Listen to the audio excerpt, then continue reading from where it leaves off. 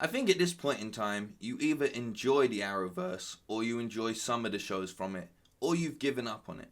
Now, if you're watching this video, you probably enjoy it, but you have a few complaints. I could sit here and talk about how bad the CGI is, but it's been done. I could talk about how it's a little bit too teen drama, and yes, they do deviate from the comic book from time to time, but overall, I think as far as live action stuff goes, you can agree that the Arrowverse has given us some of the best comic book feeling moments ever. I mean, it reduced Kevin Smith to tears, and yes, that's an easy thing to do, but it's done it. And I'm not going to lie, I've laughed and cried with a lot of these shows. My favourite being at the moment Legends of Tomorrow, because I think that nails what's really great about the approach. Yes, it's a little bit cheap and tacky at times, but they're working with what they have.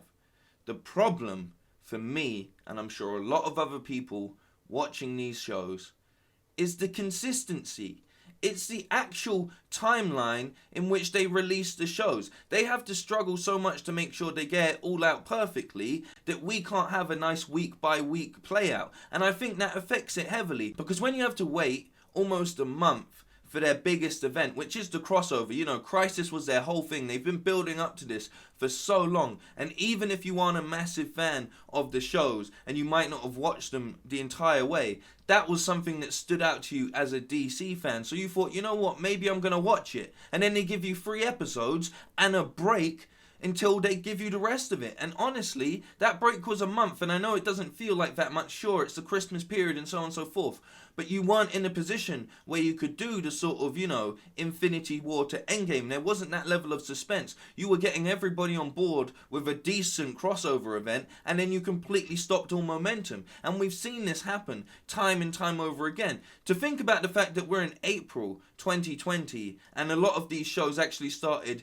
in 2019's October, you've got to look at things and go, well, what's going on? Yes, the CGI becomes a problem when you're waiting so long for an episode to come out and it doesn't look that polished. You're like, well, why did you spend so long in between episodes? What's going on here? Yes, the storylines could be better, the consistency in them could be better, but again, when you're taking so long in between certain parts, what's going on? This feels heavily like, you know when Dark Knight 3 was coming out and everybody was so excited, like, oh my god, Frank Miller is back, he's going to finalize the story. No one asked for it, but everyone was excited for it. And then it came out when it came out because Frank Miller wrote it as and when he pleased. That does not work. When you have a property that people are really invested in, when you just stop and start it all the time, you really mess with your fan base. I don't know if that's just me.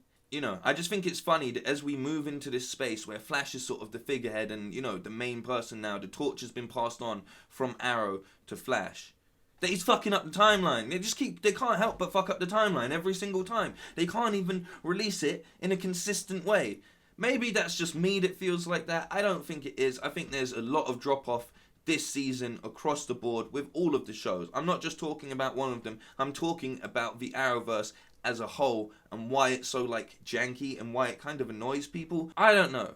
Maybe it's just me. But I'd be really appreciative if you could leave your comments on it, if you were still watching, because, you know, I want to go into the next season with a lot of hope. Fair enough, at the moment, production's been messed up for everybody across the board, but I feel like CW were in a position where they could have had all of these 22 episode, like, you know, max 22 episode shows wrapped up by now, because we're in April 2020.